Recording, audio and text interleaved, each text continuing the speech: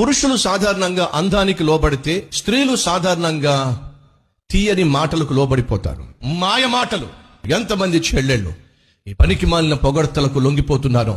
తల్లులు తండ్రులు వచ్చి ఏడుస్తూ ఉంటారు, అయ్యా నా కూతురు బంగారం అయ్యా, కాలేజీ బస్సు నడిపించే డ్రైవర్ని ప్రేమించిందయ్యా, వాడికి ఆల్రెడీ పెళ్ళైపోయిందయ్యా, పిల్లలు కూడా కన్నారు, వాడికి నా కూతురికి 20 సంవత్సరాల వయసు డిఫరెన్స్ అయ్యా, వాడే కావాలంటుంది, వాడిని పెళ్లి చేసుకుంటానంటుంది.